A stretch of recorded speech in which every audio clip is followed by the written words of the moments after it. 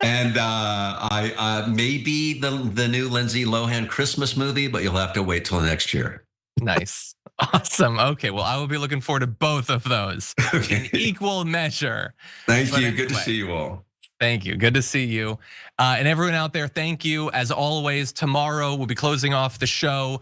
Head to the community tab on our YouTube page. You can vote for the community garbage person of the week. Of the week. I'll also remind you, we're doing our members hangout. That's going to be coming up in 23 minutes. So if you're a tier 3 member, stay tuned for that. If you'd like to become one, I'd love to see you there. I'll see you in just a few. For now, though, stay safe out there. Stay sane out there. We'll see you soon.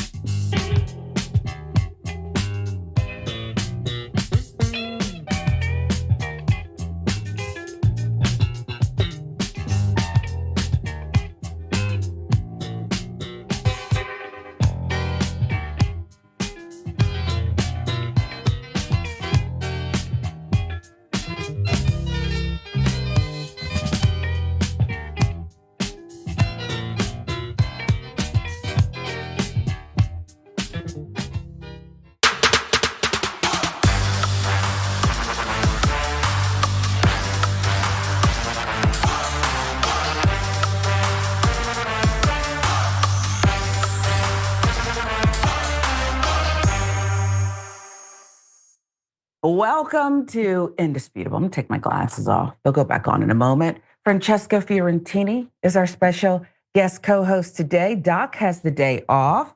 How are you? Oh, I'm hanging in there. Thanks for having me. You know, I feel like the second week of January has felt like a year over here in LA, but you know, Monday's gonna be worse, Sharon. This is what I keep saying all week. Monday will be worse, so we've got a lot to look forward to. Yeah, I saw where they're talking about getting people back into some of these affected areas, if only to see, you know, everything that they lost. But it's just gonna be a long haul, and we're thinking about you all constantly, and hopeful that LA, the surrounding area, can get back on its feet without people taking you for another ride, if you know what I mean. Yeah, it's gonna be a fight. Thank you. Yeah, it's gonna be a fight. It's gonna be a fight.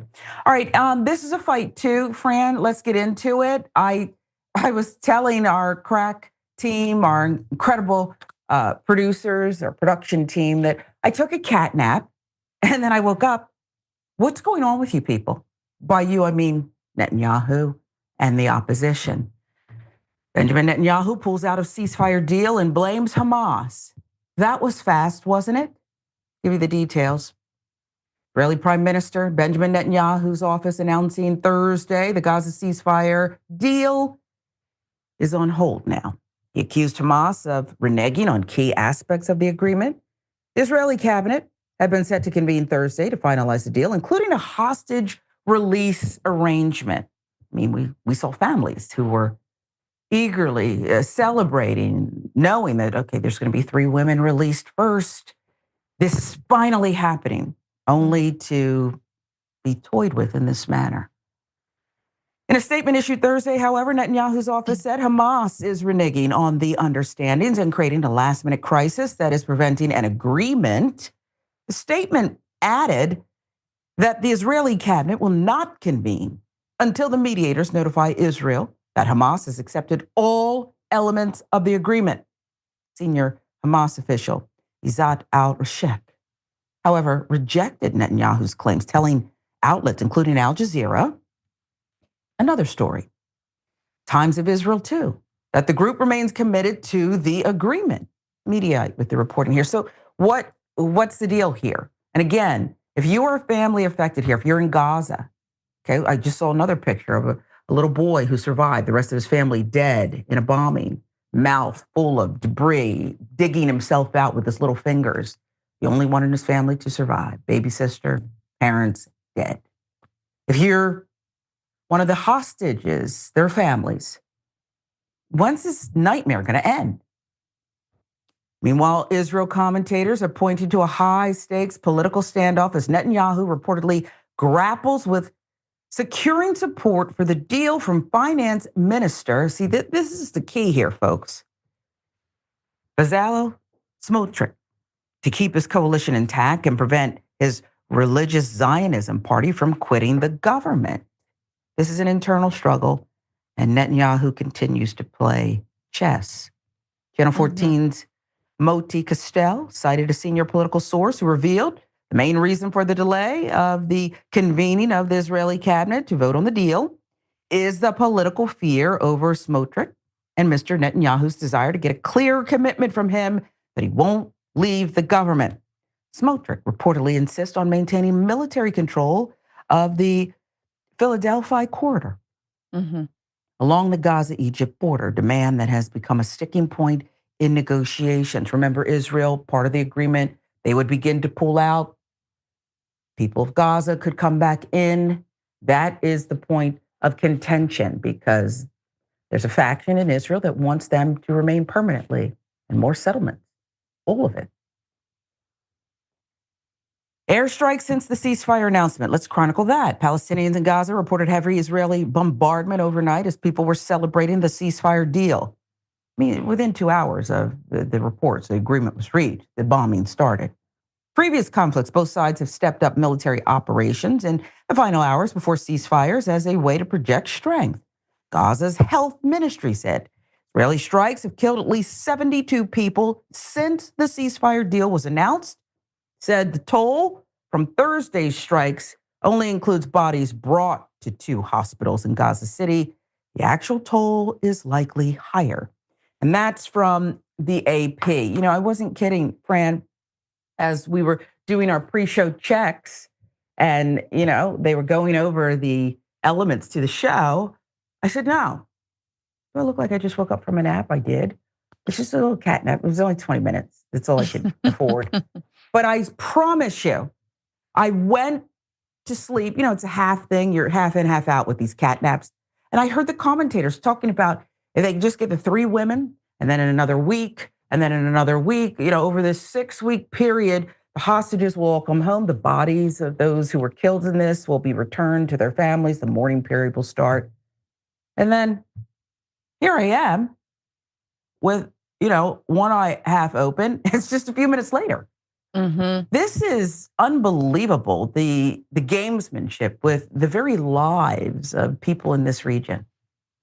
Yeah, I mean, ever since the news broke about a ceasefire, I have been incredibly dubious. If there is one thing other than a ceasefire that Israel would be hesitant to respect, it is respecting the ceasefire. Like if ever they agreed to it, even if they agreed to it, they likely wouldn't abide by it. But in this case, it seems like Netanyahu is saying, no, we haven't even agreed to it. And a version of this has been playing out for the last 15 months. All actors, all sides will get close to the line, almost past the finish line. News reports start breaking, and almost because of the amount of overwhelming response and the excitement, you almost see, like you know it's coming. Netanyahu has something to say.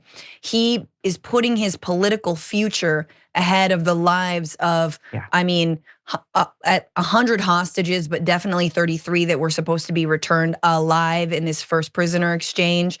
Their family members, to say nothing of the, at minimum, 46,000 Palestinians who've been murdered. And of course, now just 70 to 80 or more, as you read, in the last 24 hours since the news of the ceasefire broke. So it is incredible how callously the state of Israel and specifically the right-wing parties in Israel treat human life, not just the life of Palestinians, but the lives of their own citizens.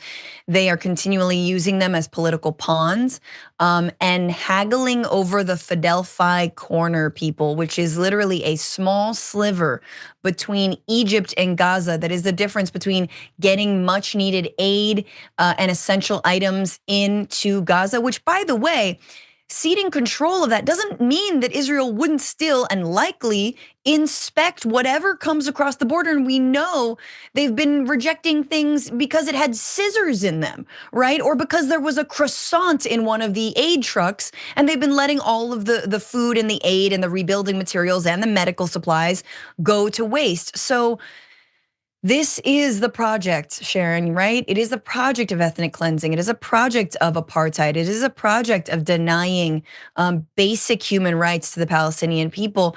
And look, we were all kind of ready to like maybe give Trump a little credit. Seems like he didn't want, the ongoing genocide or war, however you want to frame it, to be there on Monday when he gets inaugurated.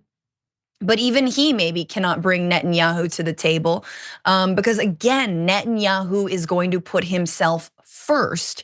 And if his political coalition dissolves because of this deal, he's not going to do it. So what do we have to do? You can't. You have to rescind the $8 billion that half-dead President Biden just, allocated to Israel. Meanwhile, I'm in LA and it's still on fire. So let's put that aside. But like, Sharon, I mean, look, if Trump says no more weapons, I'm willing to give him credit. But until then, it looks like no one has been able to get this done.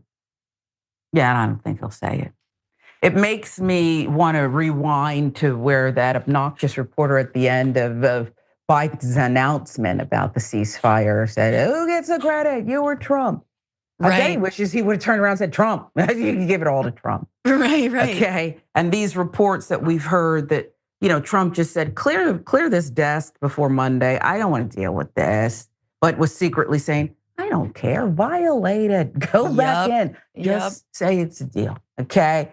And here we go again. It's like, if you ever seen, it's a horrific thing to watch, a cat with a mouse. I've never seen that, but I have seen my daughter's kitten with one of those geckos.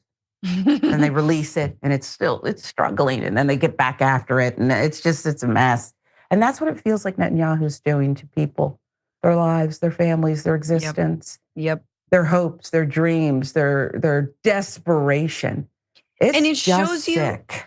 It's gross. It's gross on all ends, and it shows you like, look, the people of Israel deserve their loved ones home. They also deserve a prime minister who represents them. They deserve a writing of their politics, which is, if we think our politics is skewed right, their politics is skewed so far right. And yes, many people still in Israel support this so-called war effort, i.e. the ethnic cleansing of Gaza, which is hard to, a hard pill to swallow. But I just, what about like the amount of political accolades? What about the people who would come out and support someone like Netanyahu were he to return these family members home? Were he to get the hostages out? Like, has that ever been part of his political calculation? No. Truly there, the more bloodthirsty you can be, the more you're rewarded. So it's also emblematic of how twisted I think the political landscape is in Israel as well. Yeah, you cannot talk about that horrific day, that October day where people were mowed down, held hostage, sexually assaulted, beaten, just disgustingness, without also having an asterisk there and remembering that, oh yeah, Netanyahu was ignoring plots that came across his desk and making sure money was funneled to these terrorist organizations because he wanted to keep this thing alive. Who are we? It's like you're in a toxic relationship, and I don't mean to belittle this international crisis. But it is a toxic relationship. I think that's a great analogy. That's all I know. And so I stay because this is my normal. Yeah. It is what it is.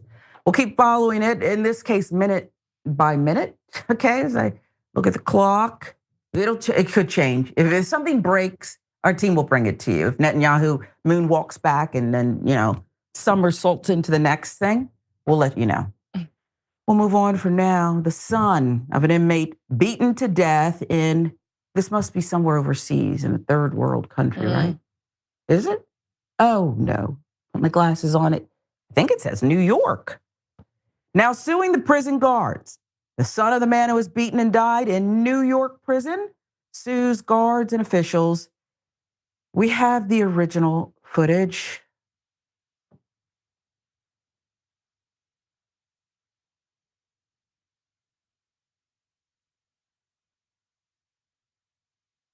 Okay, there's no sound on this, and believe me, be grateful for that.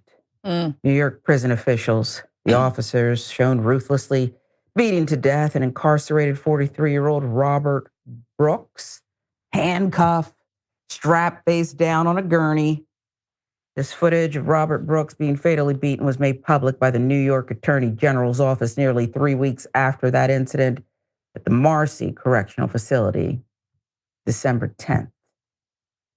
Now, I mean, this is America, folks. Yes, this is America too. You can't put on a red cap or wave a flag unless you want to take all of it. And this is what the prison system in America looks like. Son of an inmate who died after a prolonged beating by New York prison guards said in a federal lawsuit Wednesday that his father's attackers systematically and casually beat him to death in a correctional system that tolerates violence. True statement. Robert L. Brooks Jr. sued the group of more than a dozen guards implicated in the attack, as well as the head of the upstate facility at that time, the commissioner of the State Department of Corrections and Community Supervision, AP, with the details. I want the name Robert L. Brooks to be known forever and not just for his last final moments, Jr. said at a news conference. He described feeling helpless and devastated while watching the video. Lawsuit, which seeks unspecified damages, alleges that defendants at the prison used excessive force and were indifferent to his serious medical need. Also claims gross negligence and wrongful death. New York's Attorney General this month appointed a special prosecutor to investigate Brooks's death.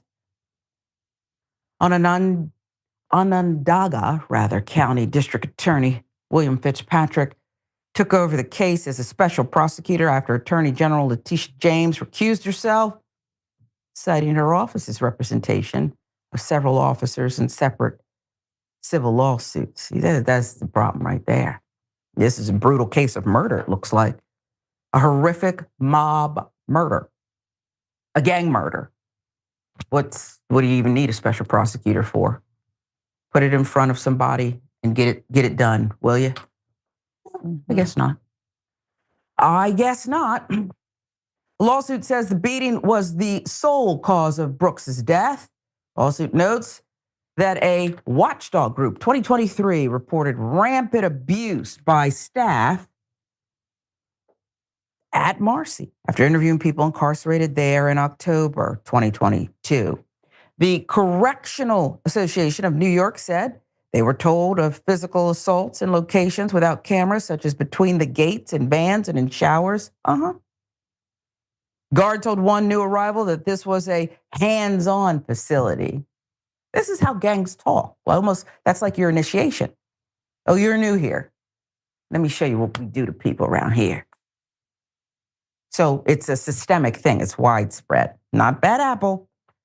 We're going to put hands on you if we don't like what you're doing, according to the report. Well, that's even a high standard. Probably just put hands if they want to, period. Governor Kathy Hochul has ordered state officials to initiate proceedings to fire employees implicated in the attack.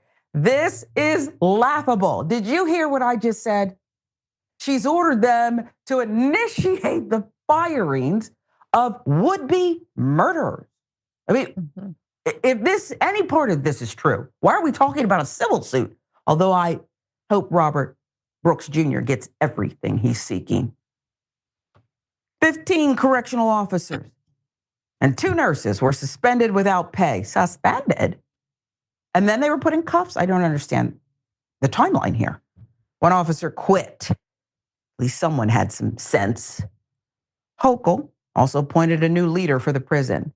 Oh, because I get it. She just appointed a new leader for him because she just learned of this, and knew that these kind of things were going on in New York prison. So once she knew, she acted. I'm not trying to come down hard on the governor, but I find this entire report, not our team's chronicling, but the entire report this is a joke. From the recusal to what we all know is systemic, to Hochul saying, I now order you to start the process of kind of sort of beginning the paperwork to fire them. And one guy was allowed to quit. I'm waiting for the clickety-click. If we're a society that loves prison and we love law and order so much, where's the click, click, clank, clank, however they say it? When do we get to that part? I'll let you have it. No, I mean, I think you're right. And I think that, some people believe that, being an officer means that you're above the law. I think it means that you abide by the same laws. I think actually there should be worse punishment if you are an officer of the law and you participate in something like this. You participate in murder. You murder someone. You swore to uphold the law and protect Americans, and then you murdered someone. There should be more justice dealt for you. But again, it is not about the individual person. We say this every single time. It is systemic. This is about how we view people who are incarcerated. This is how we allow so many correctional facilities to operate, so many prisons to operate. It doesn't matter if they're private or public in this case. And nothing changes. You switch the guards up, you get new people in there, and the culture is the same. It is a cultural problem when it comes to police in this country. I'm glad Hochul is initiating proceedings to fire these men. Where are they gonna line up? When are they gonna, or where are they gonna land? Yeah. They're gonna land somewhere else? Are they going to land in some other precinct? That's often what happens with police officers that get fired for misconduct if they're not actually held accountable, if they don't actually serve time, if they don't have parole officers themselves, then they end up in some other precinct terrorizing, or some other correctional facility terrorizing another inmate. So, and possibly killing them. Yeah, there's just a lot of cover up, and Sharon, this is what we have to do. I'm so glad we talk about these stories. I'm glad that his father is suing. I hope it's ridiculous that that's the only way to often get justice in this country, is to just sue and get money, and then who pays for that? I'm over in LA, and the LAPD has a massive budget, but not just to, not just for them, but to pay out all the people who they've wronged and the family members of the people who they've abused and murdered. They're uninsurable at this uninsurable. point, because the cops are uninsurable. It's what you do. Okay, there comes a time you're getting car crash after car crash after car. You're uninsurable. Yeah, so exactly. LAPD, infamous, NYPD, and the prison guards here. But this is their jam. And we have to keep talking about this. People say, well, we'll get to them. They've done wrong. First of all, we've already talked about wrongful incarceration and the system and 2 tiers of justice, blah, blah. So I don't know what some did behind these jails and prisons. But why are we talking about excessive force? I want that erased. Mm-hmm. I don't want you to use these terms anymore. If Fran and I joined a girl gang and the initiation was, sick. Okay, yeah, it'd be sick. We patrol for good, though. My daughter got this little scooter for Christmas, and she says, come on, Mommy, let's patrol the neighborhood. I say, all right. And we then take northeast side. It's a lovely neighborhood, but this is what she wanted to do. But if we were told, you can join the gang, your initiation is you got to cuff somebody and give them a rough ride, a beating, whatever the terms are, and get tatted up with it. I like tattoos. But get tatted up with our gang. They wouldn't call it excessive force because we didn't get, do the certified training, go to the academy. They'd say, these two, okay, are murderers. These are some vicious chicks, okay? That's what they would say. So stop. Words matter to me, Fran. I'll give you the last word. Yeah, I mean, it is assault. And so, again, we're living in a time where many people are peddling the lie that police departments were defunded, that criminals are roaming the streets, and nothing could be farther from the truth. City budgets are still gobbled up by these abusers and the systems that protect them, to over-police Black and brown people, to criminalize everything from sleeping outdoors for the crime of being evicted. So that is where our tax dollars go, and I would like to redirect them once and for all. See, you showed up and gave us a sermon today. Whew, I might done fell out before this thing is over. But you're right. There's no defunding. The only defunding is the people roaming the streets are the ones who are in need of social services. They need help. Yep. They need assistance. And you're even roughing them up, as Fran's sermon so eloquently indicated. Francesca Fiorentini. Every time I'm on with you, Fran, I say, why does my name just have to be Sharon Reed? And you get to be Francesca Fiorentini. It's like this love song, okay? Thank you. It's a blessing and a curse. It's just wonderful. You seem lovely. And then people go to your shows and say, okay, she's got another side to her too. Yes, please. We'll get into what you're working on when we come right back. This is Indisputable. Dr. Richie has the day off. Much more to come.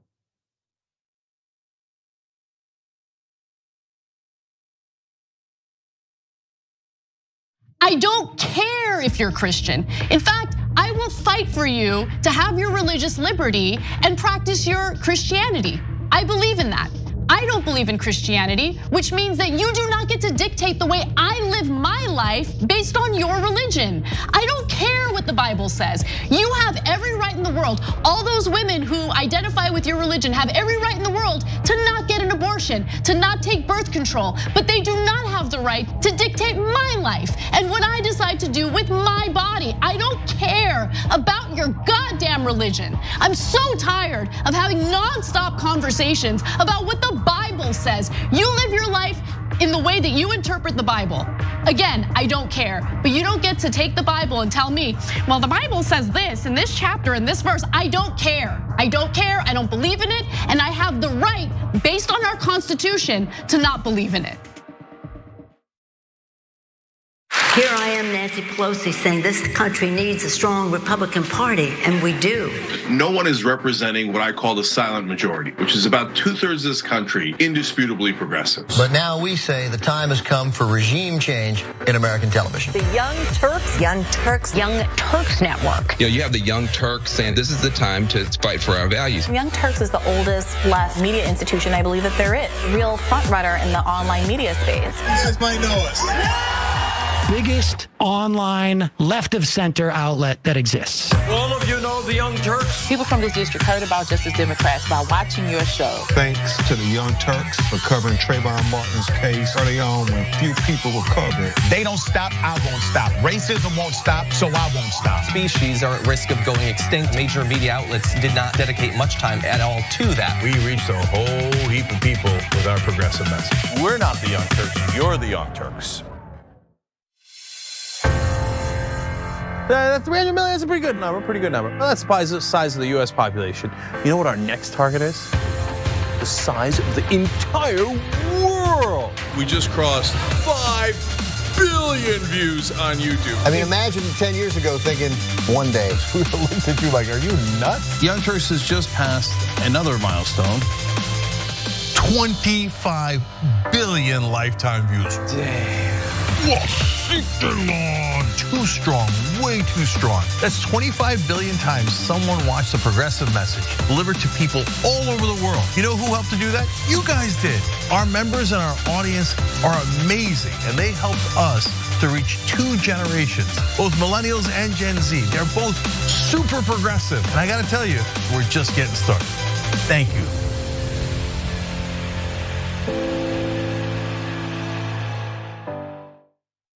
All right, lots of comments. You guys are the best. I'm gonna read a few comments from our members. Mr. Methuselah says on YouTube, super chat, thanks for all the important work you do for TYT for the movement. Do you know who had the first super chat when I got back from vacation? You won't be surprised to find out.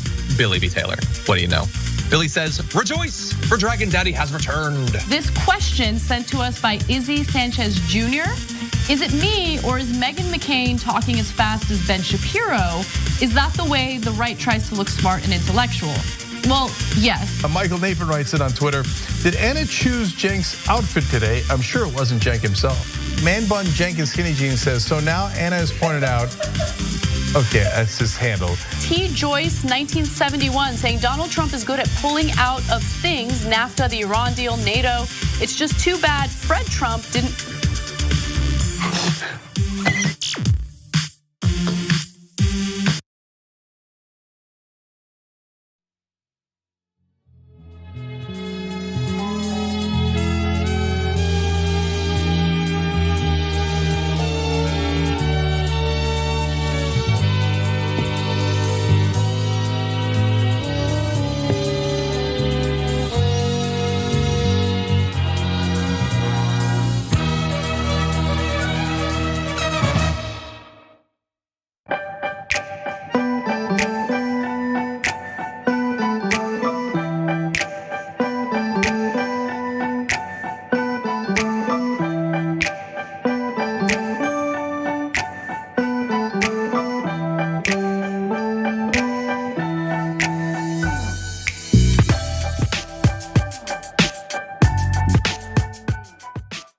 This is indisputable. Dr. Rashad Ritchie has the day off. Francesca Fiorentini joins us as our special guest co-host. And Fran, what are you up to these days? I know you're on the road a lot. You've got big things going on. You're super Not funny. on the road, not big things. No, but if you are in Pasadena, California, which is very near where the fires were, don't we all need a laugh? If you're in LA, come out to my show next Wednesday, January 22nd at 7:30 p.m. at the Ice House in Pasadena. Ida Rodriguez is on. Matt Lieb, my husband, James Fritz, and Megan Gailey, awesome comedians. I'm calling it New World Disorder, and hopefully it'll be a monthly political comedy show, so you guys can all come out and enjoy it. And obviously I'll be doing a set too. So get tickets, they're almost sold out. Ice House next Wednesday. Yeah, people do need to laugh. You know, there's so much devastation, so much fear, so much worry, more wins. This is the whole thing. You don't know when it's going to be over. And then when it's over, when life's going to return to some semblance of normalcy. So what we do is we laugh, and we need it. And there's no shame in that. So that's a good call. And people are noticing you and they love you. Let's get to some of your comments. TYT member, I give up. Fran, been reading Abolish Rent. Thank you for having Tracy on your show. Oh, yes, I'm so glad. Yeah, everyone check out the Bituation Room podcast and Tracy Rosenthal, especially now that landlords are hiking up rents on LA. Just read Tracy or listen to that interview and it will change your mind about landlords, renting, and how we just think of housing. The housing market was created to deliver money to the already wealthy. It was not created to deliver housing. You know, it's so interesting. I'm going to read it now too. Because I own these properties. I barely break even because I had this thing in my head where I'm a single mom and I'm going to rent to, you know, people who don't have the low income. And this is what I do. They're all rented out, but it's necessary. And they're in like I make sure they're in like decent areas. They're like remodeled properties. And my neighbors are like one condo. So you're a good landlord, is that what you're saying? Upset. Yeah, they're so upset. How dare you? What do you mean? Why can't I rent to her? What's your problem, Sandy? What is it that you don't like about her? She's a perfectly good tenant. So yeah, I thought we had a shortage of houses here in Atlanta, and I thought, I'm just land banking them, just till I retire one day. So why not? Well, yeah. Okay. Anyway, why did I even mention it? A ceasefire stopped. Nostra Science has this to say. Failed right-wing Joe Biden is leaving the White House, but desperately wanted to claim he had achieved something foreign policy good about the Gaza disaster. Peace for our phase, whatever. It's unraveled due to Netanyahu pretty fast, almost before Biden finished his lame exit speech. It is true. As he turned with the VP Kamala Harris, they both looked, I didn't even catch the look on her face when the reporter said, "Who gets the credit, you or Trump?" And a rocket went off before he could even answer and say, "Sure, is that a joke?" It's, we got to do something different. But the part that you said, Fran, about no more weapons, no more aid, forget about it. It's the only way. That they won't do. It seems like the obvious thing, right? It's the only way. New York prison guards accuse killers. PM 533 says New York's bravest beating a man to death while handcuffed. That's pretty brave, or is it just brazen? It's really just New York. This is what we're doing, okay? You're in prison, you get what I give you. Ceasefire stop. Tazo Nice says, we wondered how long Israel would abide by this. And oh, look, the ceasefire doesn't go through. Ricky Bowman says, because he wants Trump to take credit, that's why. You think so, Ricky? I think it's going to be more complicated. I think it's what Fran said. Netanyahu's all for himself. Get you a couple other new YouTube members. Chai Massey, member for 29 months. We appreciate you. Can we just go ahead and deem Netanyahu the Antichrist? I'm not qualified to answer this question. I mean, he does have the most terrifying voice, I think, of anyone in political life. I just want to his voice is all down here and it's incredibly terrifying. It's just it's so creepy. I think you're going to damage your vocal cords. No, that's the Alex Jones impression will damage your vocal cords. That guy, he's still kicking. New York guards, one more twitch. Yes, the penalty should be worse. Yes, it should. I don't know why we're talking about get ready to fire them. Where are the cuffs? And put them in a holding cell in the same places that they used to taunt and torment people. That's what I think anyway. All right, we'll move on. Because it is, what's that time of the show? We'll never run out of material for this. And that's society's fault. Not just here in the US, everywhere, all over the world. Everyone knows or has a Karen story to tell, don't we? That's really where we're at. Everybody knows or has a Karen damn story to tell. Okay, probably have two or three. I'm going to rephrase that. You probably have two or three because they're not going anywhere and they're bold, brazen. Sometimes they're statuesque in their approach to terrorism. They're a form of domestic terrorism. I wish a Karen would. You want to call the police on them for having a barbecue on a Sunday? You're still free! Back off! I'm going to tell them there's an African-American man threatening my life.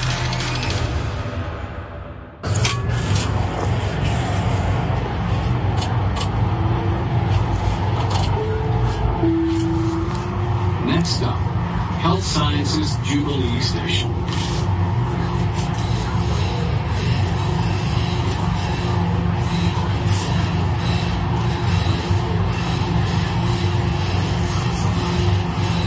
You look at huh?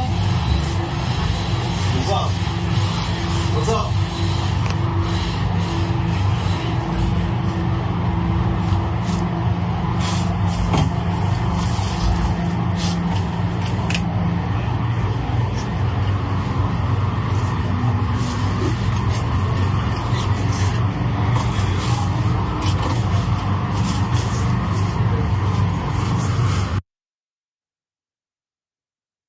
So in the break, I said to Fran, I used to ride the New York subway. My first job was in New York. And I just got on it, acted tough, minded my own business. I had no problems. And I said, I I wouldn't want to write it down. She said, don't believe the hype, okay? It's fine. You know, the media's, we're pulling out these certain violent events and acting like it's everywhere. And that's reason to take away people's rights. I don't know what's going on with this male Karen on the subway here who gets confronted for staring down a Muslim woman on the train. Face only his mother could love. That part would be enough for me, okay? Where I would put in my little AirPods and pretend not to see it. But I think he knew what he was doing. It's just how do you even react to that? You know, because I can see you reporting it or getting, you know, in a huff about it. And then someone saying, well, how do you know that's what he's staring at? He knows what he's doing. Am I wrong, Fran? Yeah, I think so. This is in, I believe, Edmonton, Canada, in Alberta, which is interesting. So it, you know, that subway was kind of dinky, and I was like trying to place it. It actually sort of seemed like it was in California, and they did say like Cal Science Jubilee Station. So it may actually. Either way, it's either in Muni, in the Muni station, or in Edmonton. There on the screen it said Edmonton, but again, I know Cal Science Jubilee Station. That is on the Muni, and that kind of looked like a Muni. So I just want to name that. We don't exactly know, but it is terrifying. He's there menacingly staring at a woman, and then gets mad at the guy next to him who also happens to be brown, because like, what you want to start something? Like, let me stare at whomever I want, as if like I don't understand how someone's mere existence can trigger you so much and make you feel so afraid when she's not doing anything. She is filming, right? Of course, this is what Karens hate, of course, is when you start filming their racist, psychotic behavior. She's trying to build some evidence, right? Just in case something happens. And to your point of feeling afraid, we do know that there have been multiple instances of basically white vigilante racists doing hate crimes against people of color. Obviously there's Jordan Neely in New York, but there's also the case, I believe it was Portland, Oregon, where a man tried to get involved when a racist was attacking a Muslim person, and he got involved. That person got stabbed, was killed. In fact, I think 2 people were killed in that instance. So it's just like, yes, this is, public transit is so interesting because I super believe in it. It should be safe for all riders, no matter what. But it is interesting because if you are a Karen and you are unable to be a passenger with other people who may not look like you, then drive, idiot. We'd be happy for you to drive.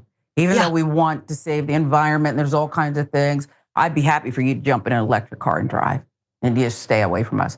2 things. I feel like I should apologize to the New York subway system. Fran's right. Our international travelers right? This is not even New York, so okay, I'll bite that. I'm not perfect.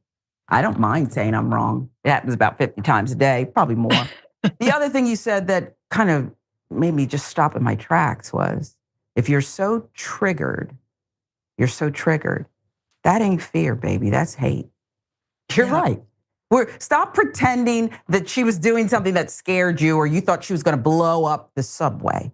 You hate, and it's ingrained in you so deeply that your first instinct was, let me try to intimidate this woman.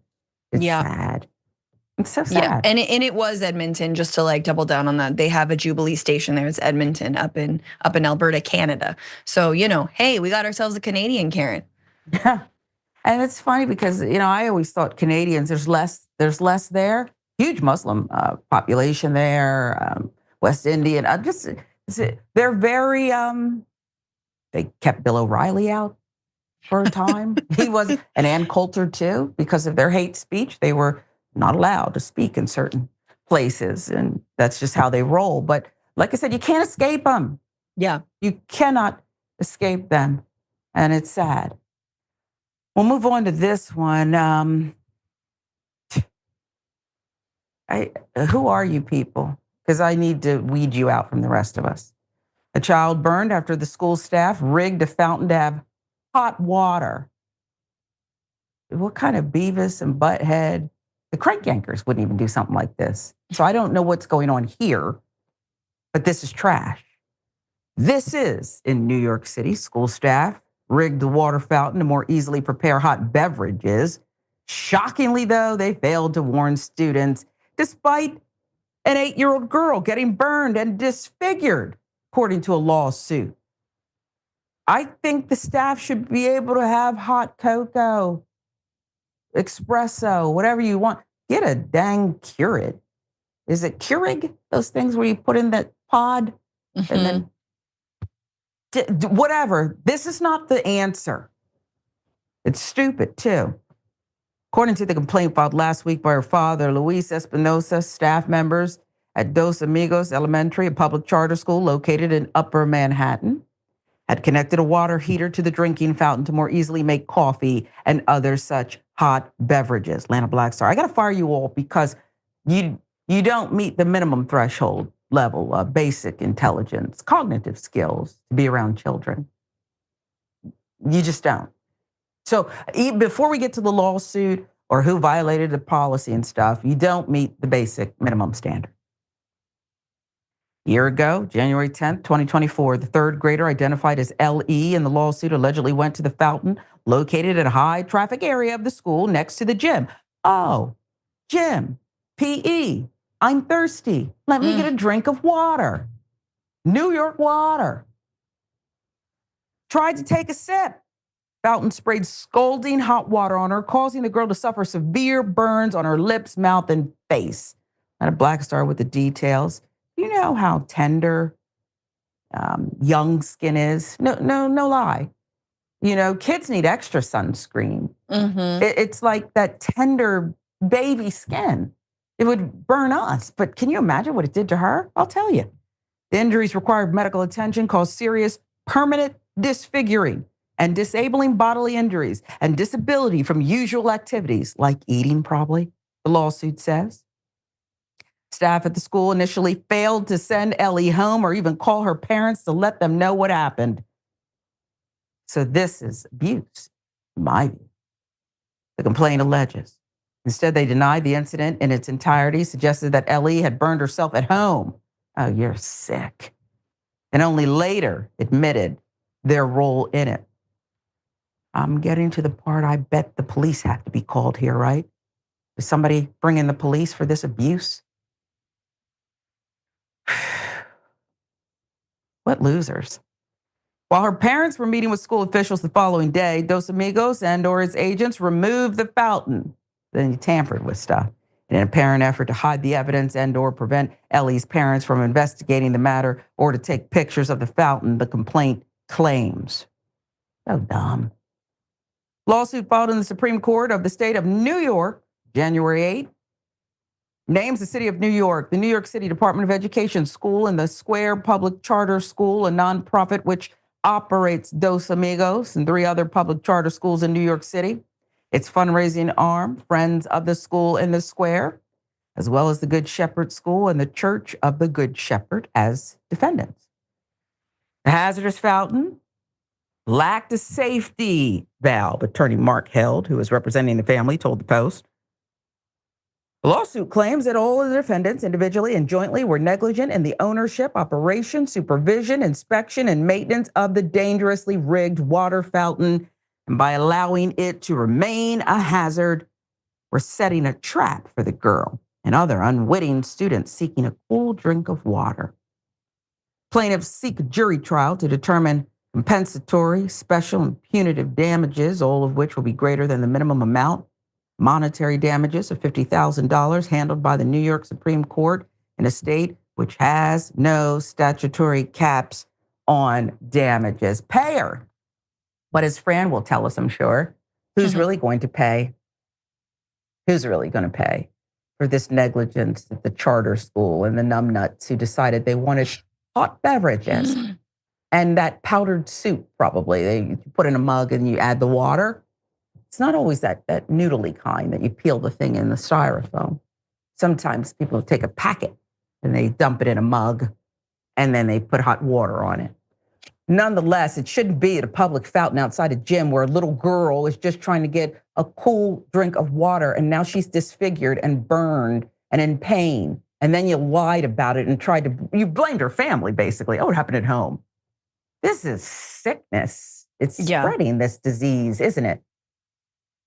I mean, it's just, the way that we treat students and young people in this country, and obviously underfunded schools. I mean, this is a charter school that is, I believe it's a public charter school. So it seems like it's under private management, but uses city funds. I mean, this is it's a small example. There's a lot worse abuses that happen at charter schools, but it is kind of a good example of the kinds of dumb things that they do in charter schools. And I know public schools, that are not charter are not absolved and whatever. But it just seems I'm like, what about the break room for staff? Where's the staff room? Why don't they put hot water in there? What's going on? Why didn't you tell people about this? Why is a little girl disfigured because of that? I mean, I just can't imagine how terrifying that would be. So yes, I hope she gets more than $50,000. And I hope that they've learned their lesson. I don't know, Sharon, this is just so absurd. And I think you touched on something important because I only have, I guess, this one Republican friend. At least he's the one that announces himself. But he was telling me the other day, there's something coming to Georgia, this billionaire. And there's a cap, I think. There's you can only open 3 charter schools, right? And then you get that public money for these charter schools.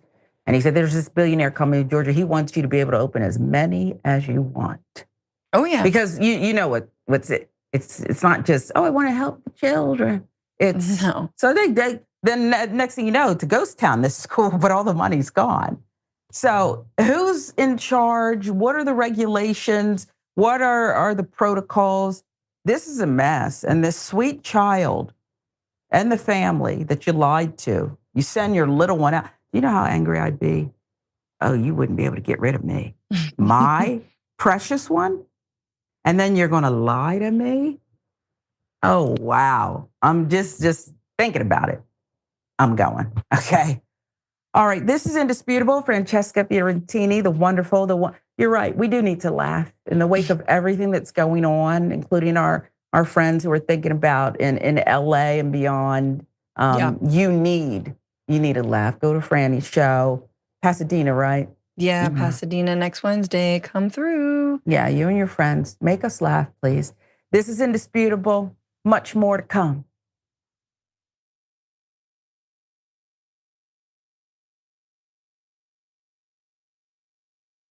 You're doing a show that's blowing the doors off everybody. Young Turks is the largest online news network, not a big deal. We're gonna rock the boat. We're gonna be counter-establishment. We're gonna tell people the truth to the best of our abilities. We're so sick of this corruption. We're not the robots on TV. I actually care about the news. Guilty, I care. 4th day on Occupy Wall Street. Last night we launched Wolfpack. It's us pushing our ideas out there, trying to help the country in every way that we can, trying to make this place just a little bit better. Reporting from the Hillary-Bernie debate, I gotta be honest, you know what we do, we cover it for real. For us, this system isn't working. Free and fair elections. And when he told the cops that day, when they came to drag her away, and he said, if you're gonna chain her, you're gonna chain me. If you're gonna arrest her, you're gonna arrest me.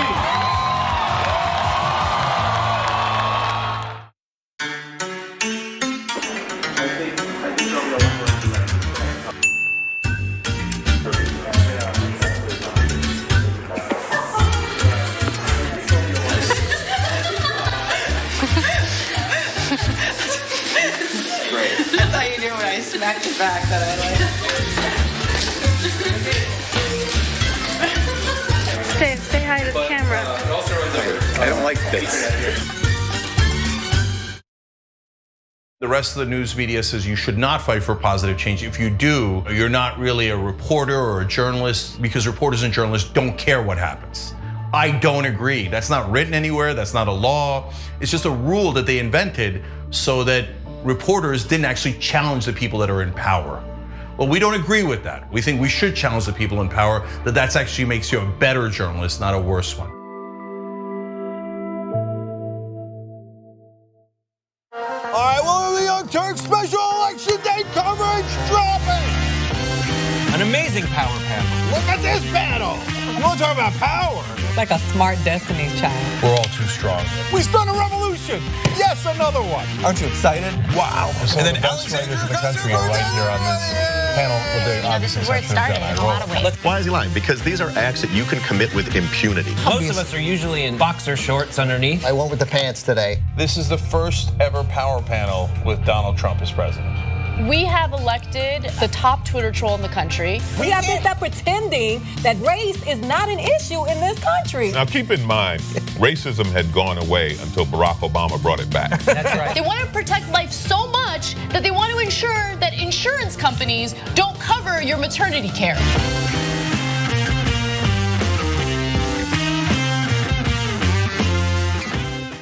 Hi, I'm John, and I'm new to TikTok, but about 3 years ago, I started my daily political news show, The Damage Report, because I noticed this trend where every morning I was waking up to this tsunami of news that was just generally dreadful and horrifying and shocking, and I thought that if I could spend my time helping people to navigate this, serving as a bit of a life raft, pointing out which news is important and why, there are worse ways to spend your day. We're not an average news show, and we don't want our TikTok presence to be average either, so feel free to let us know what you'd like us to do on the platform, and maybe give us a follow at The Damage Report. You don't see a lot of news coverage in the mainstream media of the peaceful Black Lives Matter protests that happened throughout the country. Black Americans are hurting. Minorities in this country are hurting. We always talk about starting from the bottom up, but the problem is the bottom up is always the least amount of power. No one cares about them, and until someone actually cares about them, then we'll do something about it. Please, for God's sake, America, understand, acknowledge, and work towards getting to a new reality where Black lives actually.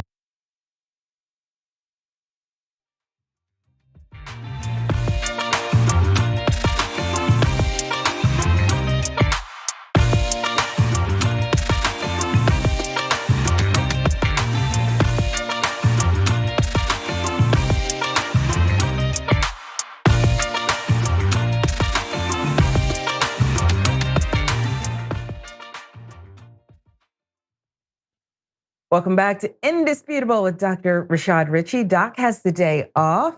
The wonderful Francesca Fiorentini is our special guest co-host today. I know you all love that. And we just love our TYT community because you all are insightful. We learn from each other. It's a free flow of information. That's what independent media does for you. You're as ticked off as the rest of us when it comes to the child burned at the charter school in New York because some idiot rigged the fountain so the teachers, administrators, whoever could have hot beverages and didn't bother to tell the child who just wanted a drink of water. It's ridiculous. John 25 reminds me of the McDonald's coffee lawsuit. Yeah, McDonald's, you don't need to make the coffee that hot. It's not hot anymore, okay? My stepfather used to want his tea so hot that it was like, but why do you want it so hot? I mean, it's crazy to me. And then he'd like sip on it, like almost burn himself, but he loved it. The child didn't ask for that. YouTube, about the Karen who decided it'd be cool in Edmonton, as Franny told us, subway there to stare down a woman who appeared to be Muslim. Because, you know, I'm so triggered, full of hate. Javar Ellis says, you think you're tough, Karen? Not tough at all. What's the saying in the Jay-Z song? You couldn't squish a grape in a fruit fight? Is that something like that? I think the line went. And he looks the type. Dragon Muslima says, male Karen hasn't encountered the right Muslim. Not all of us are nonviolent. He would have got a 2-piece and a biscuit from me. What does that mean?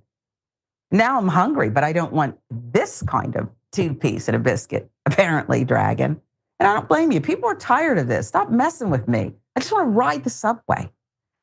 Also about the child burned to the fountain, YouTube, it's Weldon Media says, and lips are the most sensitive part of the face below the eyes. It's thin skin. You're right. Just think, just to eat, the tongue, just everything. You open your mouth, you're trying to, it's just, you guys are just stupid. It's stupid what they did. And somebody's got to pay. And then you didn't even get her help, presumably. And then you lied.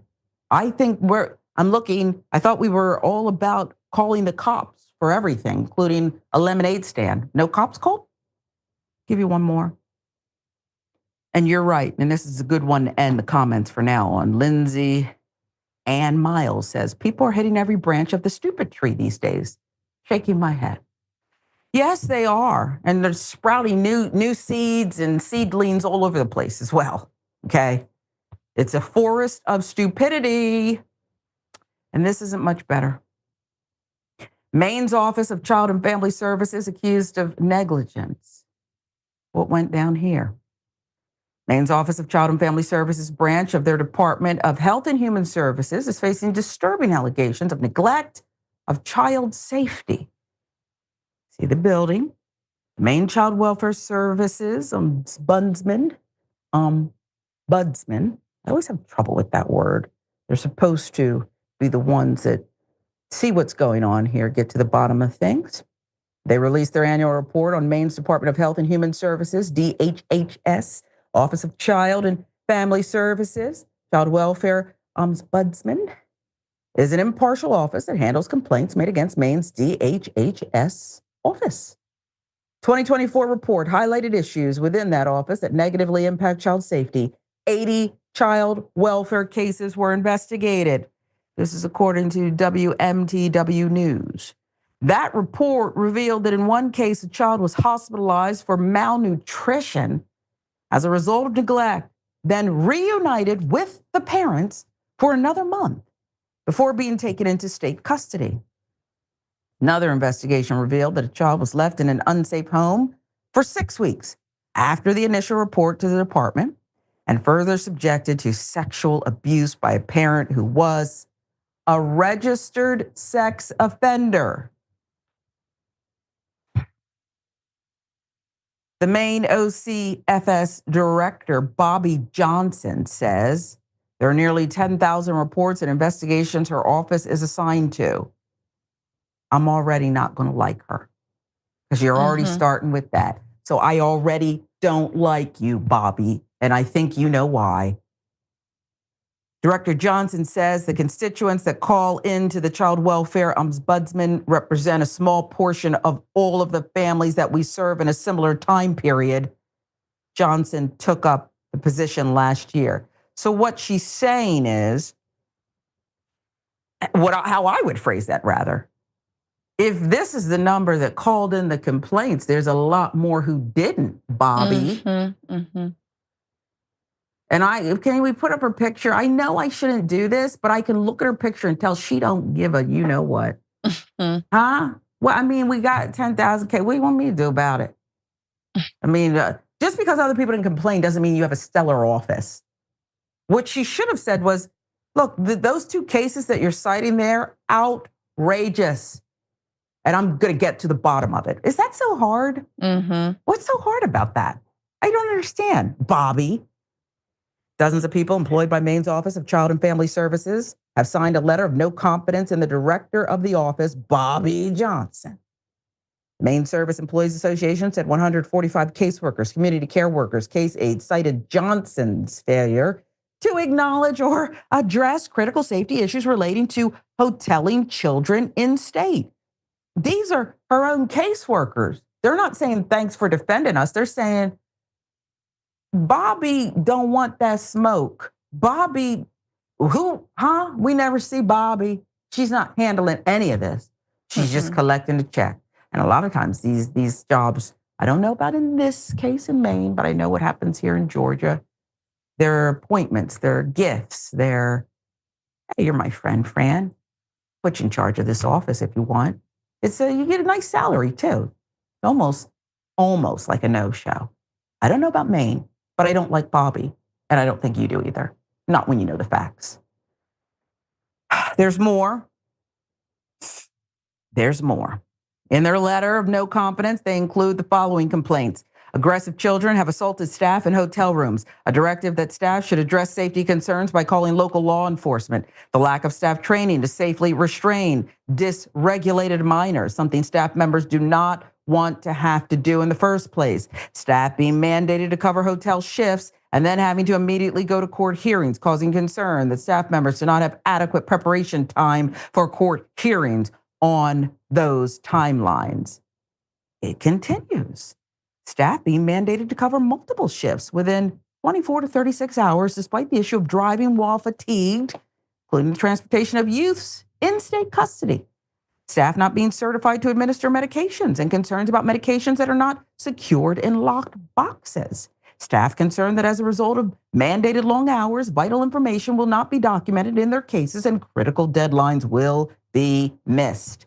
According to the letter, workers said they have repeatedly raised those concerns in meetings with Johnson with no resolution whatsoever. She sounds awful. She sounds like 80% of the news directors I ever had. The reason we would get sued on stories because they wouldn't follow protocols and stayed in their office eating sandwiches with distended bellies. They just sat and ate sandwiches while everything crumbled around them, not caring about the viewer. And that was just the newsroom. This is real life. These are children, their lives, their welfare, their trauma, all of it at stake. And Bobby is chilling. Despite this, Governor Janet Mills released a statement expressing confidence in Child Welfare Office Director Bobby Johnson. This is like during Katrina, when George W. Bush, then president, said, "Way to go, Brownie." New Orleans was underwater. There were bodies floating. People were starving. There was some semblance of crime running rampant. He flew over Katrina. I know, we don't really talk about George W. because he's a saint compared to somebody else, right? That's come after him. Way to go, Brownie.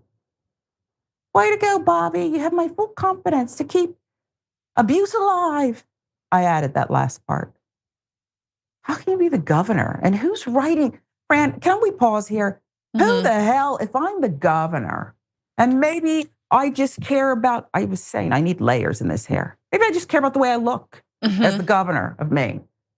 But wouldn't I have someone on my staff, someone like you, who would release a better statement than I have full confidence? This is nuts. I mean, you know what's crazy about this case in Maine with child welfare services being so underfunded and allowing children in abusive situations to continue living there for weeks and weeks on end? I guarantee you it's happening all over the country. Every single child welfare program in every state that is tasked with making sure children are safe and are being properly protected is stretched thin. And we, again, live in a time where Republicans pretend to care about children's welfare. They pretend to care about, strong families. They pretend to care about so-called groomers. And yet they do absolutely nothing to help shore up the base of social workers and people trained in child protective services, people working in these places. Because even these places are not, as we see with Bobby here, they are not free of their own corruption and their own mismanagement. And I think one thing is really important to point out. In the complaint that the 145 staff members wrote saying they have no confidence in their leader here, they cite the fact that they're being told to call law enforcement on children. So there you have it, people. We're being told by our officials, elected or appointed, that instead of solving the problems of child welfare, of substance abuse, of mental illness, of, whatever, of housing, you know what you do? You call the cops. Oh, you call the cops so they can restrain a 10-year-old, 11-year-old, 15-year-old, who knows, arrest them, give them to the cops because you don't have the funding or the training to calmly and correctly in a resourced way address this child's needs. It's absolutely disgusting. It is a perfect example of how we rely on policing and incarceration in this country to patch up all the holes that we have deliberately left open. And in fact, if the Child Protection Services and the Child Welfare Program of Maine had the budget of, I don't know, the Maine police force, what could they do? Who could they protect? So yeah, this one, and we know Doc has a lot to say about protecting children as a foster child himself. He could tell you, how and how not to. So we definitely need Doc to weigh in on this. But Sharon, is going on around the country, and Republicans and Democrats, nobody cares. Nobody's talking about this. This is across party lines here, and you're right. This story's not going away. Doc is sure to get involved. Okay. In fact, I think he wanted this one on today. But it's just so sick as Bobby blames the 80 people who complain. We get 10,000 cases. What's the deal? She's blaming people for calling her very office, and she's saying, which is like troublemakers. And that the number of people calling, the actual people who need help, are far fewer. BS. Where did Bobby come from? Where did her credentials? Seriously. You sound crazy. You sound crazy, Bobby. And we all know how underreported. Yeah, we all know how underreported child abuse is. We all know how difficult it is. Who would be doing that? The child? And I would prefer they just say, we don't be caring about these kids. Right. That would have more credibility because we could see it. Give you more if you can stomach it. Past reports of child deaths. 2023 hearing involving lawmakers followed a series of increasingly critical reporting about the state's involvement in cases leading up to 4 child deaths that occurred within weeks of each other in the summer of 2021. Oversight Committee ordered its watchdog agency, the Office of Program Evaluation and Government Accountability, to review and report back on the circumstances surrounding each death. It also is suing DHHS to gain full access to the original case files, which the department says are only available to OPEGA, not lawmakers. We don't have a boss. Portland Press Herald with the reporting. Files lawmakers are seeking include one on Maddox Williams, age 3, whose mother, Jessica Trefethen, 36, was found guilty in October of depraved indifference murder. In December, she was sentenced to 47 years in prison. The other files relate to the deaths of Jaden Harding, 6 weeks old. Haley Godding, 3 years old. Silas Melvin, 1 month old. Oh my God. All of the children allegedly died at the hands of one of their parents, Spectrum News. All these deaths. And it's just like, don't get me, I mean, I know we got to move on, but it's just going to keep happening, as we, take away people's rights to reproductive freedom, as we fail to support new parents, as we, we strip, there are red states right now who do not have Medicaid expansion as stipulated under Obamacare, that the government would pay for 90% of it, and they would take care of so many poor families and children, specifically newborns. I don't want the money. I would rather score points against a fictitious boogeyman, Barack Obama, than help out new families and young children. It's so sick and twisted, and Republican ideology that purports to be pro-family is what has gotten us here.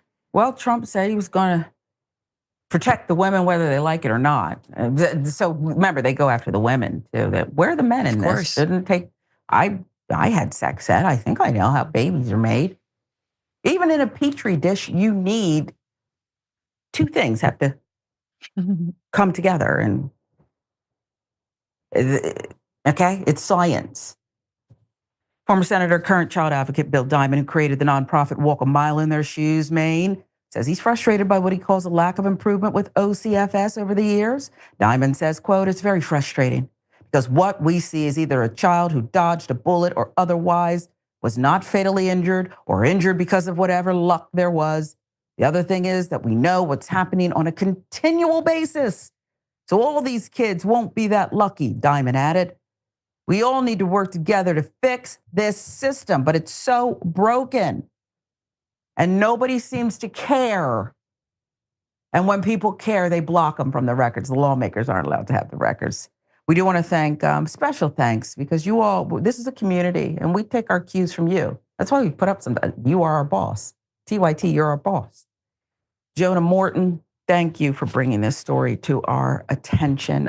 Fran, final thoughts on this one. I'm disgusted. We really don't give a damn about kids who they're not asked to be born. They just show up, and we're asking for basic services. Don't sexually assault them, feed them, don't beat them up, have them in some kind of environment that's somewhat clean and healthy for them. I mean, they're not asking for a lot. But this is the problem with only thinking of ourselves as individuals, and individualism reigns supreme, and utter libertarianism, and government has absolutely no role to play.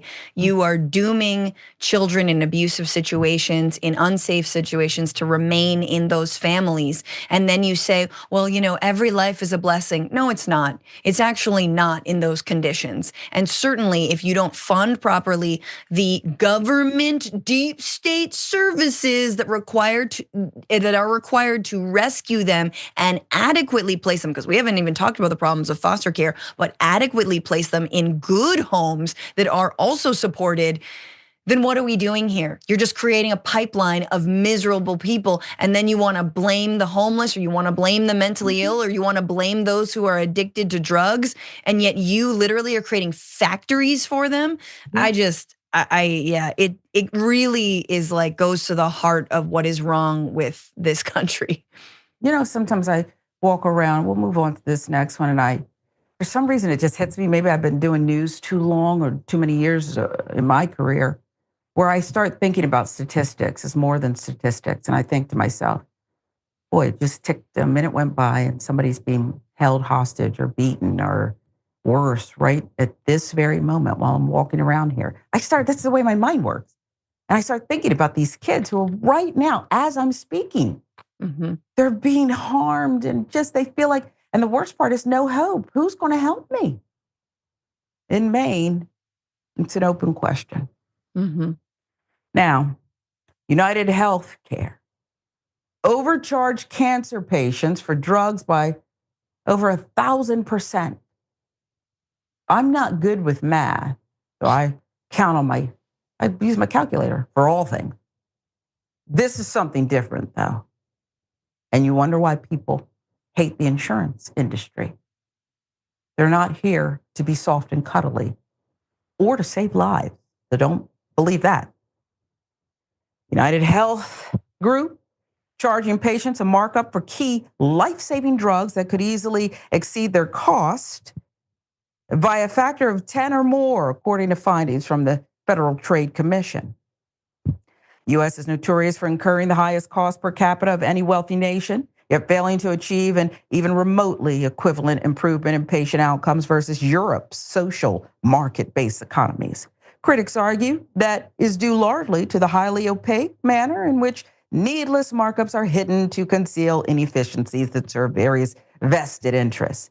These include, but are not limited to, the big three drug middlemen known as pharmacy benefit managers, or PBMs. Fortune magazine. That's what they call themselves. Managers. But you'll see, there's another name for them. Big time. Express Scripts.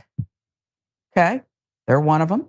According to the FTC report, UnitedHealthcare's Optum RX, along with Cigna's Express Scripts and CVS Caremark RX, were able to collectively pocket $7.3 billion in added revenue above cost during the 5-year period of the study through 2022.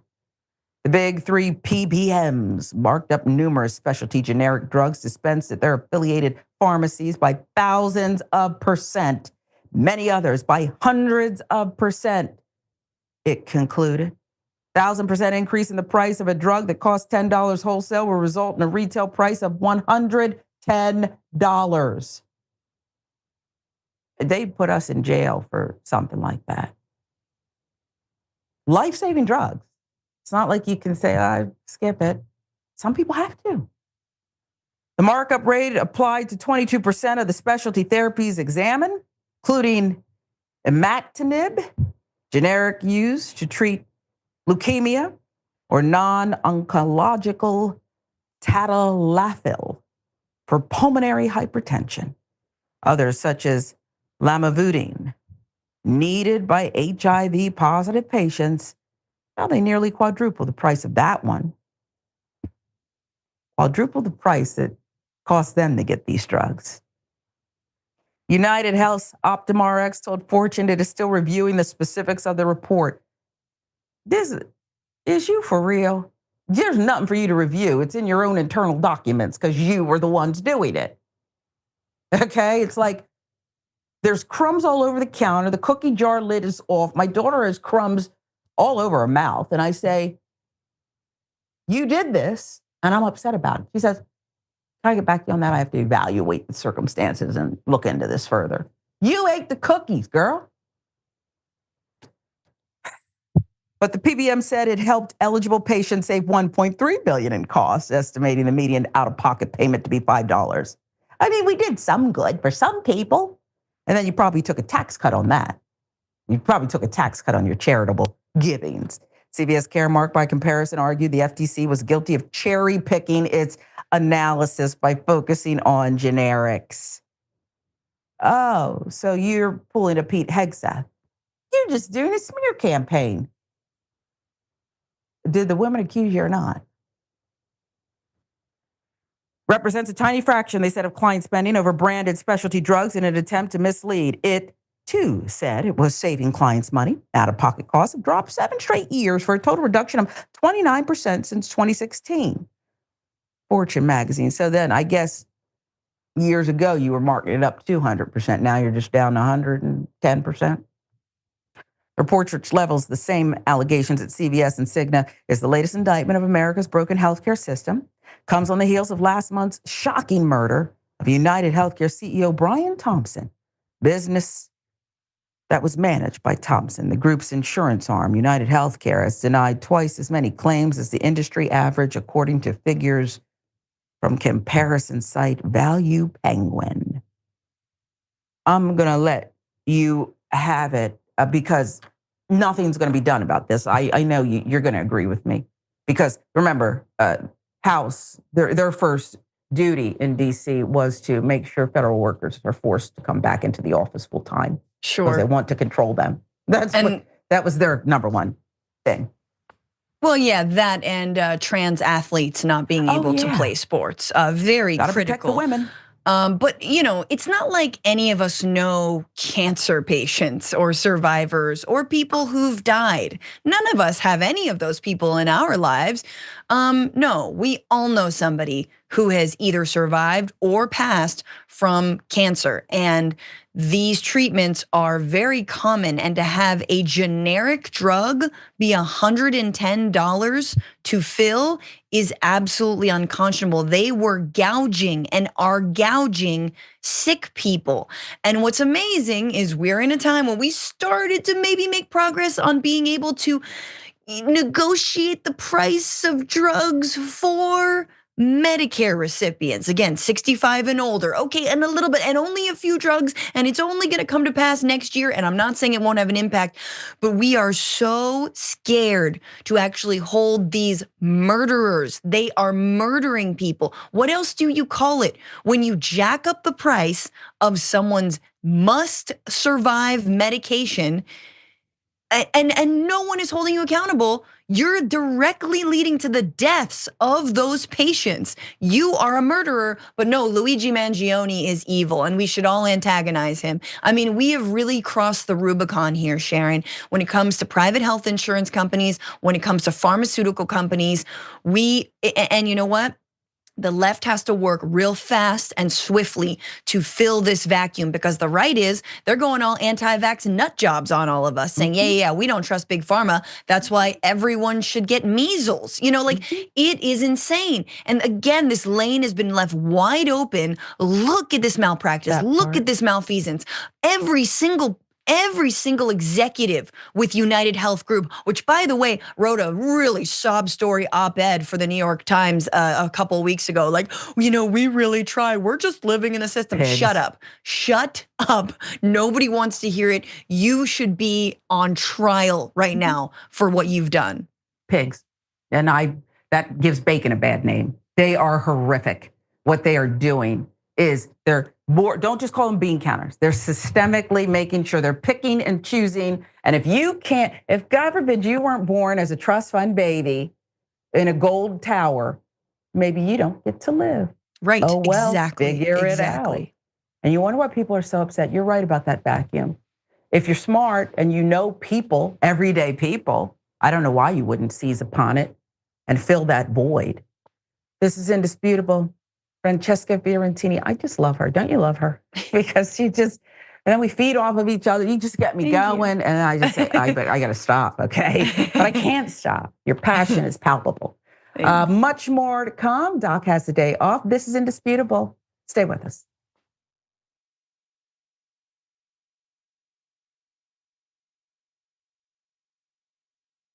Indisputable is still the fastest growing news show in America compared to CNN, Fox News, and 30 other networks. We tell the truth on Indisputable because the truth is indisputable.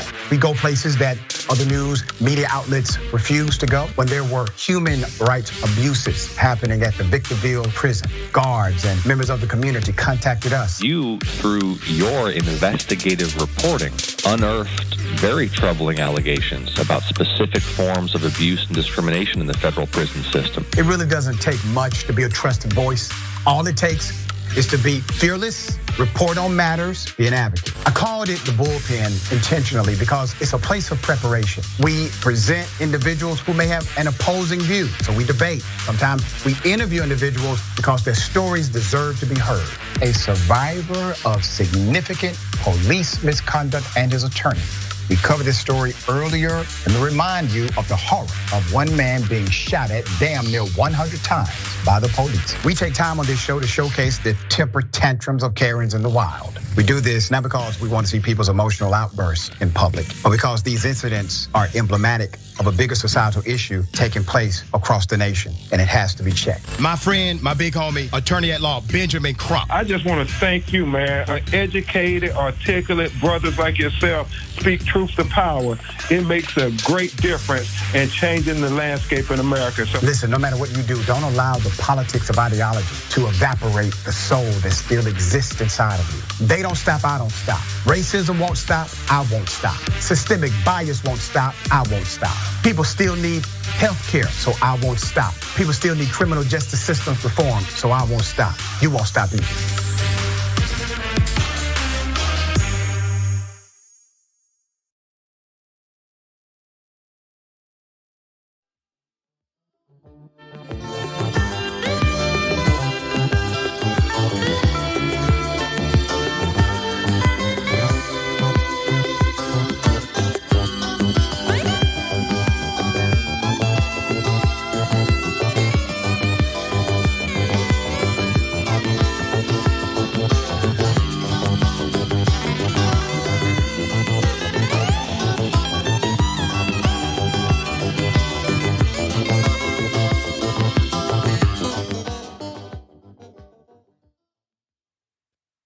This is Indisputable. I'm Sharon Reed in for Dr. Rashad Ritchie. Doc has the day off. Francesca Fiorentini, our special guest co-host today. We're enjoying her. Get to some of your comments. TYT member Jonah Morton. Number one, thank you for your contribution. Always appreciate it. Thank you for covering the story. I've cried at night because it's so messed up. I'm right there with you. WTF is going on with these people? That could apply to anything. The UnitedHealth care, the drugs being pushed at 110%. It's just so sick. It's so sick.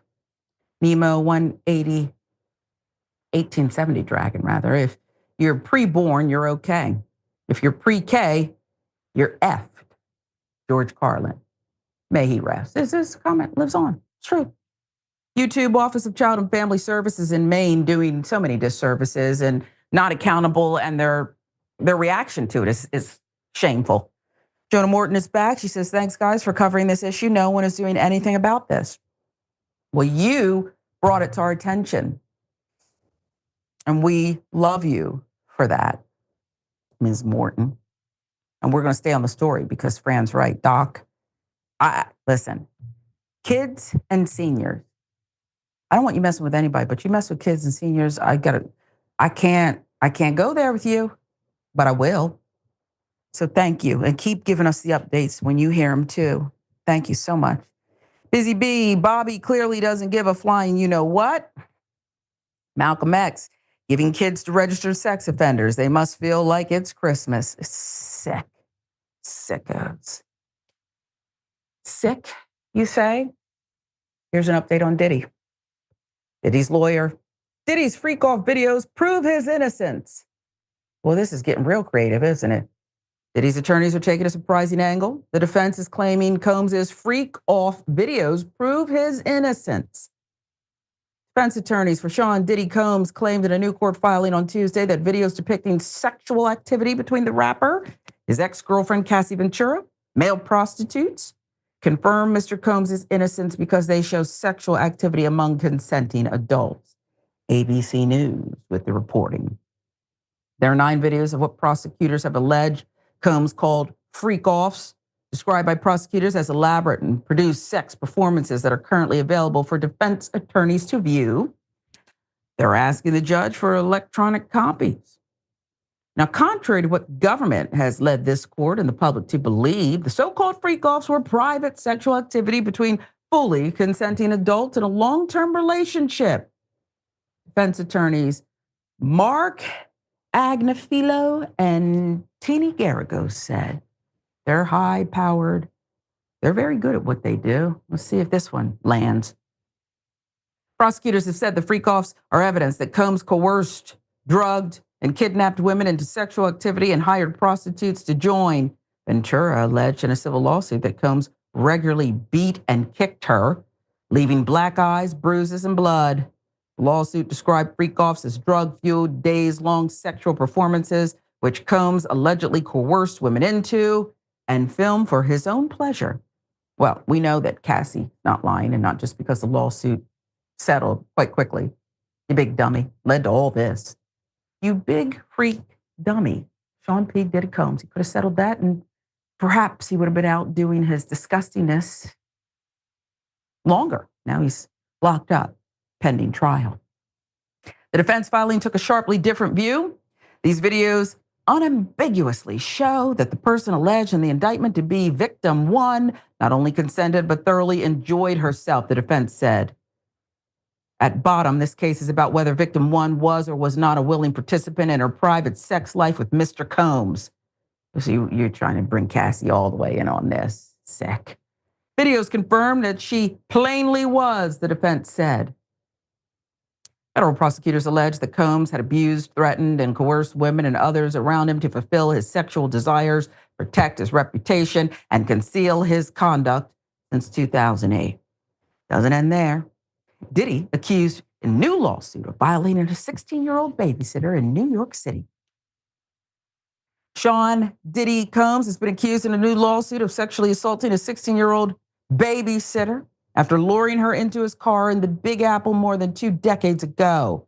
New York Post with the details. The woman, only identified as Jane Doe, claims she had just finished a babysitting gig at an apartment building in Lower Manhattan when she ran into the Bad Boy Records founder in the late 2000s. According to court papers filed in Manhattan Supreme Court on Monday, the high schooler who lived around the corner with her parents at the time claimed Combs' romantic partner, only described as a well-known woman, lived in the same building where she worked as a sitter, the filing states. The accuser alleges Combs, who was sitting in a car outside with 2 male employees, repeatedly offered her a ride home, telling her it wasn't safe for her to be walking alone at night. The accuser claimed she was taken to another location where the disgraced music mogul allegedly violated her, according to court papers. There's so many accusers at this point. Thank God I wasn't there, but I would have helped people if I was not incapacitated. I don't know what happened, but I believe the women.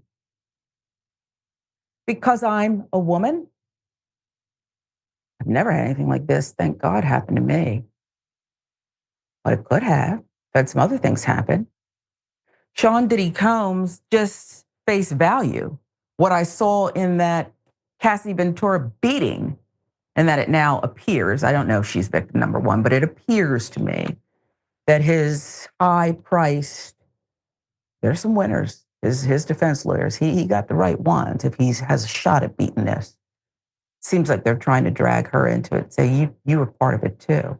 And you know something else? I think they want the freak off videos, not because they show necessarily consenting adults, but because of who just might be on them. And so these people, perhaps other victims or lesser figures, may begin to cower, pressure, say, oh gosh, I don't really want this to be the star of the show, if you will. And they may say, is there anything we can do to work this out? He's planning to put Cassie Ventura through hell when she takes that stand, but she's shown she's not his victim anymore. And I think she's going to be an excellent witness, as tough as that's going to be for her. New allegation. I don't know why, for money, not even for money, a regular person would step up and claim that they were part of this unless they were. I haven't heard anything about a 16-year-old babysitter trying to make a record, trying to be a famous actress, although there's nothing wrong with that. I only have seen this no name attached to it decades later, then high school students say, it happened to me too. And that makes me want to lend her some credibility and give her some grace until we know more. They're going to pull out all the stops to free Dirty Diddy. I can call him that even if he hasn't been convicted. He's dirty. The way he beat Cassie and the things that we do know about. He's not a good guy. And I don't care what he had for his Thanksgiving meal or how he had to spend New Year's and lock up. These allegations, and he was involved in some monstrous things. And he's not going to go down without a fight. This is indisputable. We've enjoyed spending this time, some tough stories, right? But enjoyed sharing this community with you. Thank you to Dr. Ritchie for letting Francesca Fiorentini and myself fill the chair today. We did our best and we tried to, Doc. And some of these stories, all of them, the team will continue to follow, bring you updates, particularly that one out of Maine. Child abuse, unchecked. You know how Doc feels about that. Kids in foster care. Thank you for joining us. I'm Sharon Reed. Join us again.